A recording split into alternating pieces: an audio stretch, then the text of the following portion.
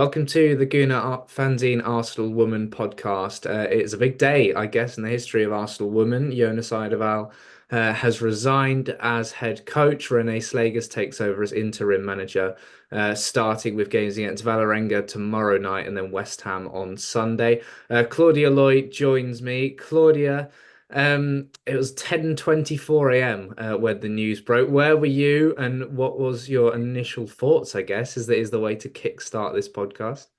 Yeah, there's so much to talk about. Thanks for having me on, firstly. It's great to be back, although I wish it was under better circumstances. But anyway, yeah, I was working. I was working from home and the news broke and kind of distracted me a little bit.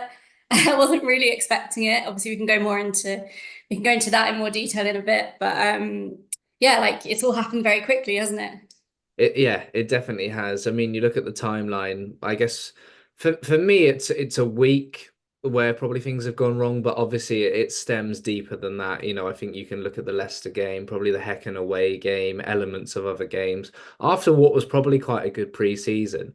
But the last week, I mean, Everton 0-0 was a bad game, and it was quite similar to that Leicester game where we scraped past. 5-2 against Bayern happens, doesn't it? You can get thrashed in the Champions League by Europe's elite, but to then lose 2-1 to Chelsea, was there one turning point for you, or was it just the fact that Chelsea suddenly became a must win and Arsenal didn't win it, even though they did step it up in the second half? Yeah, I think it's sort of over time that this has happened, really. I don't think it's just because of the last week, although obviously the results have been pretty poor. I think the concern is more the performances and sort of the regression from last season, really, already. Because I think when Jonas started, the first couple of seasons were pretty good.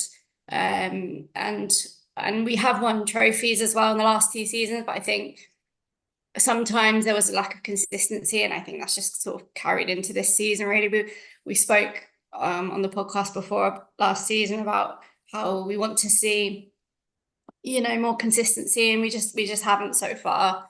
And like you said, it becomes sort of the pressure kind of mounts, and I think Jonas probably could see the writing on the wall and sort of jump before he was pushed, maybe. Yeah, potentially. And looking at the timing of it, it's for me, it's as a club, they should have looked at this week and gone, actually, if we're going to make a decision, we do it now. Because I almost think we're not going to learn as much about Jonas from Valerenga and West Ham. It were two games that I would have got rid of him quicker, or just kept him in that position a little bit longer before a further defeat down the line. If he was to lose to Valerenga or West Ham, easily sacked. If he got through it, then we're another week with him in charge. We're then the 2 week international break, and then let's say we lose to Manchester United, we've then not benefited from anything in that time. So I'm perhaps a little bit surprised that maybe the club didn't say, this is the time for you to go. He's obviously resigned. Whether he was pushed a little bit, as you said, we don't know. We're not privy to whatever meeting happened on Monday. Only the players were only told today. So Renee Slegers was informed, and Eidevall's coaches yesterday. Players only told today. I mean, are we almost perhaps a little bit grateful it's only Valerenga and West Ham? As much as that could come back to bite us, that's a very short turnaround to know you've got a different person in charge. Yeah, definitely. And obviously she's been working with the team, so she'll know them well. She'll know what they need. And she'll have a good idea of especially West Ham, because she'd have faced them before Mm. with Arsenal. So, and I think, like you said, those two games are you should be winning them realistically. West Ham are, I think, towards the bottom of the table, and I don't know if they've won yet, but and Valerenga, yeah, we should be beating them in the Champions League as well. So yeah, it's a very short turnaround. I think it has happened quicker than a lot of people expected. I've heard a lot of people say today that they did expect it. It's just, yeah, I think maybe they were waiting until the international break, a lot of people, to see what the club was going to do, and I think maybe the club were also doing that. But sometimes you have these conversations and you just realize maybe they just came to a decision. It's not quite the fit that it was 2 years ago. It's funny because there are parallels with the Viv Miedemar situation as well. Like sometimes a coach in a club or a player in a club Yeah. just kind of aren't right for each other anymore. And do you think Jonas realized that himself? I mean, he obviously has. in a way, but the fact he's thought, I cannot take this team any further, is that a little bit worrying in terms of what it reveals about perhaps the relationships with the players? But I listened back to the interview he did after the Chelsea game on the BBC when he was asked quite directly, are the players still playing for you? Do they still believe in you? And he almost answered the questions more sort of as a politician rather than a manager, instead of going, yes, they do, absolutely. He sort of batted his way around them, and that was a little bit worrying to me, the fact that he couldn't just come out and say yes, absolutely to those questions. Yeah, and I think they also asked him if he was the man to take Mm, the team forward, and yeah, again, he didn't really answer that directly. And yeah, I think it was clear from the um, noise around it that he was going to be under pressure.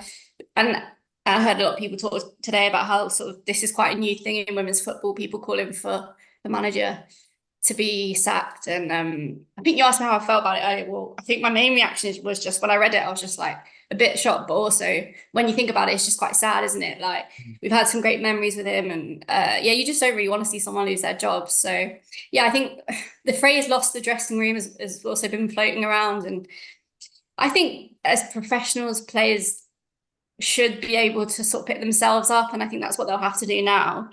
And I also just think the kind of narrative of like, you know, um, the players are happier or the players are, I think they're professional athletes at the end of the day, and yeah. they're paid to perform. And I also think they need to take some responsibility for obviously the results that we've seen over the past week, So yeah, I think that's my main feeling on it really. Yeah, to another players, that's brought me on to Kim Little. I thought she did speak really well earlier, actually. She said, we've got a huge amount of respect for Jonas Eidevall, and she actually did call upon the players, and especially the more senior players, what she coined the leadership group, to Yeah. really step up, get the players together.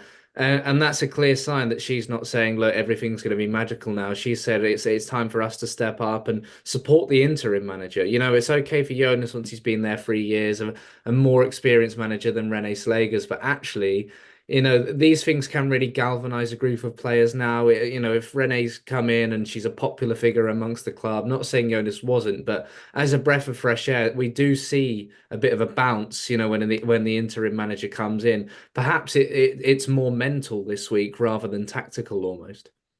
Yeah, and I think the players are tired, and clearly today's obviously been another tiring day for them.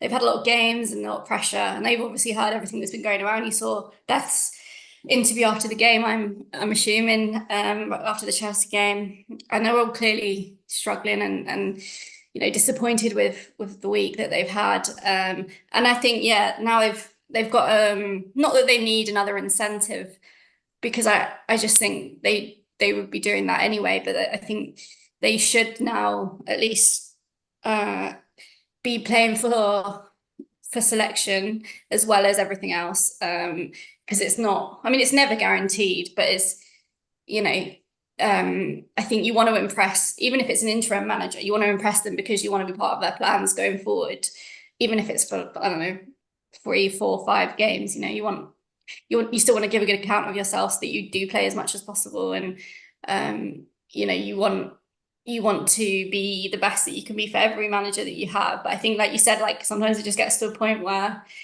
they do just needed something new. I think sometimes players do just need like arm around them, and also like someone who has sort of fresh eyes a little bit and is able to maybe implement something a little bit new. I think there's just sort of a feeling that I got that maybe they're just stuck in a rut a little bit. The play looked very predictable. And I think, yeah, I just think there needs to be more just creativity, and but also defensively. Yeah, that's become a worry, hasn't it, defensively now? Yeah, I think there needs to be a lot more organisation. I don't think it was a terrible performance against Chelsea at all. But it's just that the final action, I think, is what has essentially cost Jonas his job, really. Mm. Because yes, obviously that's now become a worry. But mostly throughout his tenure, we've been okay defensively. But now the last action thing, it hurts you if you can't defend because you can't get back into the game. And we saw us trying to get back into the game for the whole of the second half, and it just didn't happen. And you see Stina hitting the bar, and it just feels like sometimes, I don't know, that the players just can't quite get it done. And it's sort of been a theme for a while now. Mm. Definitely last season, maybe a bit the season before as well. We've talked about going to the Chigwell Construction Stadium and how we try to score there, and sometimes it just doesn't. With these teams in a low block, I mean, everyone's talking about that as well, about how we're struggling to break it down. So yeah, I just think those are the things that have really cost him, and it's down to the players now to find a solution in the meantime before they can get sort of like a broader strategy that they need, and maybe a slightly different style of play. And yeah, I think it'll come, whether it's short or long term. Probably we are going to see a little bit of instability for a while. Maybe the results won't be perfect.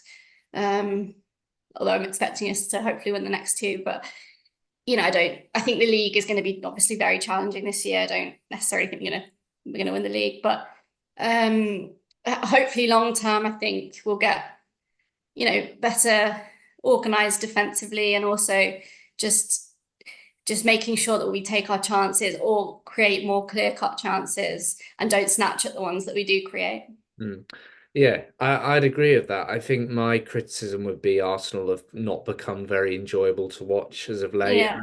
I've really tried to take the time to sort of listen to neutral fans, sort of listen to other podcasts of maybe people who aren't connected to Arsenal and support other teams. And they've said at the moment they don't look forward to watching Arsenal. And I'd say the Häcken second leg and probably the last half an hour against Rangers are the only time we've seen Arsenal look like a really good attacking team.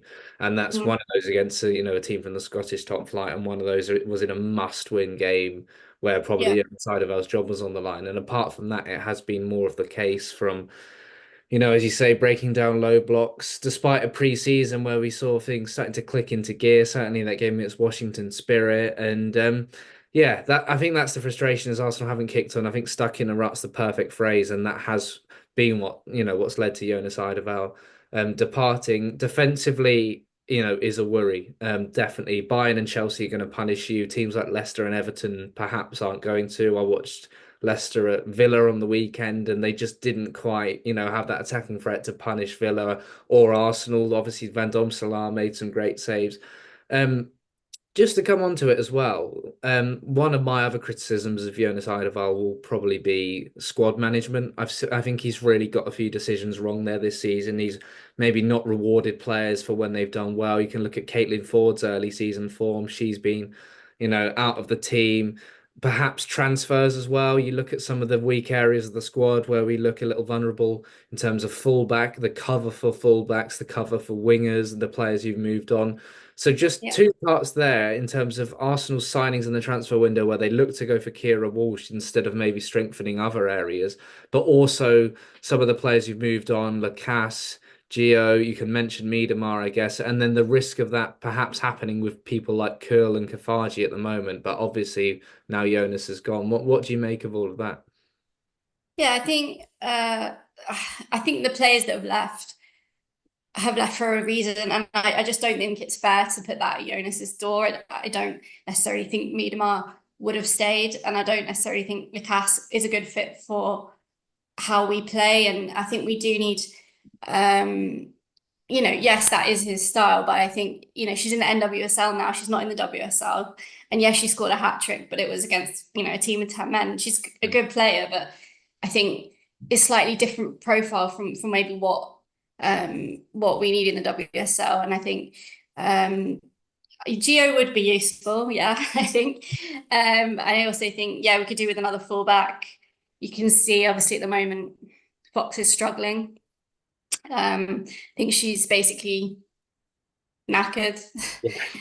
And yeah, it's such bad timing really with Laura Vimor to getting injured. I think the decision on Kira Walsh was a bit of a strange one, only because you look at that midfield and you think, in terms of planning, squad planning, like you said, and squad management, like you look at other areas where if you get an injury, the players might be overexposed a little bit.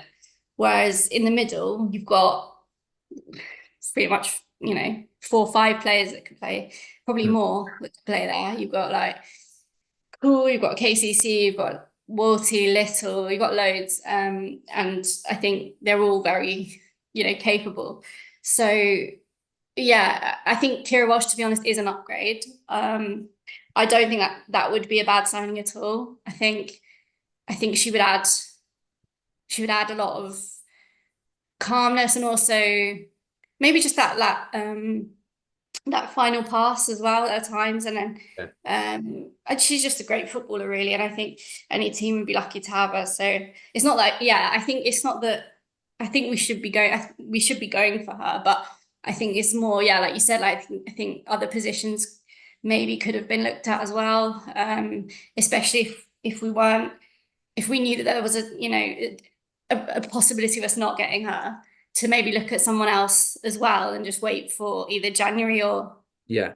summer. But I did look at that game and Chelsea and think she would have been useful maybe, because I just think the midfield could do with a bit of fresh. When Kyra came on, I just thought, I think the double pivot of Kim and Wally, I just don't know how I feel about that.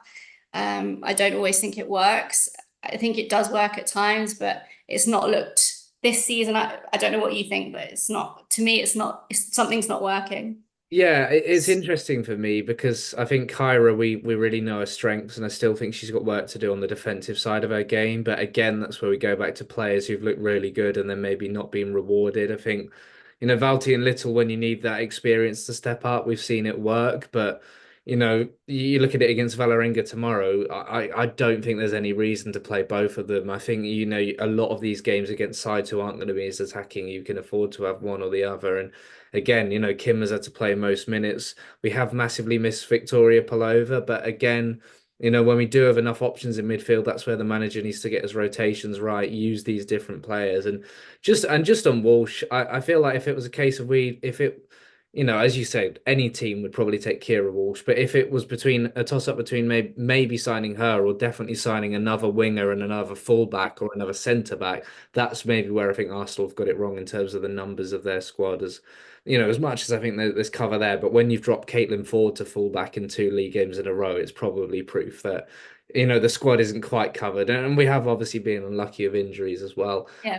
You've said, you feel like we're out of the title race. I'd say it's still a tiny bit too early for me, just because Chelsea haven't set the world on fire, City haven't set the world on fire. So I feel like points are there to be dropped again this season for some of those bigger teams. Obviously, Arsenal have got their points dropped out of the way nice and early. So on full steam ahead, go and win every game, and you never know. But what struck for me was actually, if it's either, we give Jonas till the end of the season and he's probably going to be sacked if we don't win the league, or we Yeah. say get someone in now and the rest of the season's a rebuilding, a bit of a Yeah. free, see what you can do.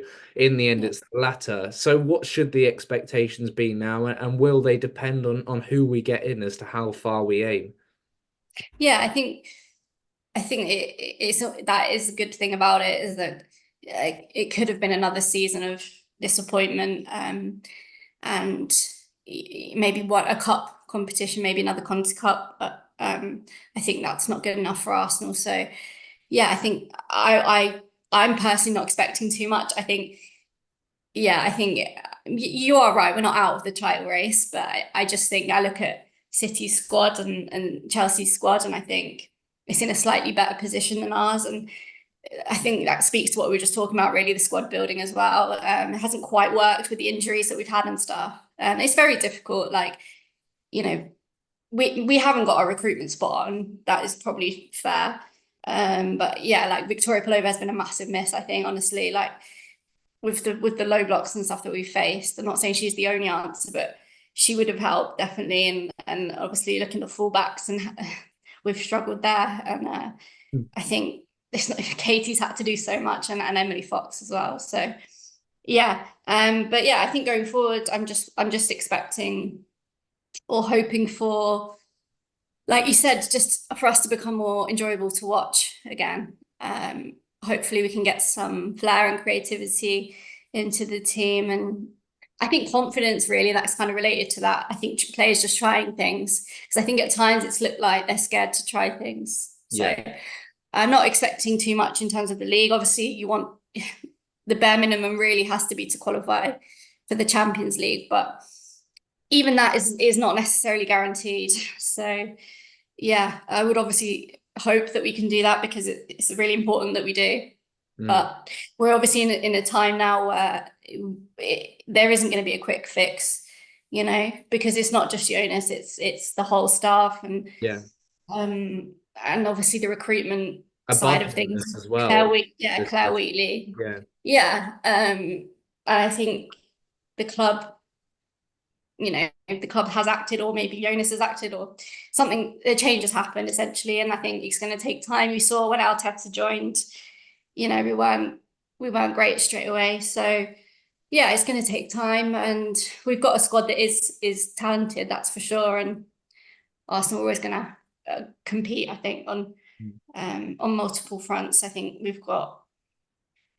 I'm not too worried about player recruitment. I don't know if you had any thoughts on that and what this could mean if we don't get into the Champions League. But for me, I think Arsenal's a big enough name that I think we'll be Yeah. fine. And with the attendances, and we're going to come on to that later, but yeah, I think no quick fix is interesting because it strikes me like that on the manager search as well. There's no obvious name who is just going to come Mhm. in and we're going to sign a contract tomorrow, and that is going to be really, really interesting to see who comes in. There's going to be a lot of names thrown about simply because there aren't one or two outstanding candidates at all, and that's maybe says more about management in women's football at the minute in terms of the options that are out there, when even you look around some of the top teams around the world and think, would I have their manager? Probably not, right? Whereas in Mm. the men's game you can look at the top clubs and say, I'd absolutely have their manager in charge if yours was to leave. So it's a really interesting situation now to see who Arsenal look at, but that's probably for another day. I wanted to finish it by talking about the fans' point of view and where you feel like it's gone wrong for Jonas with the fans.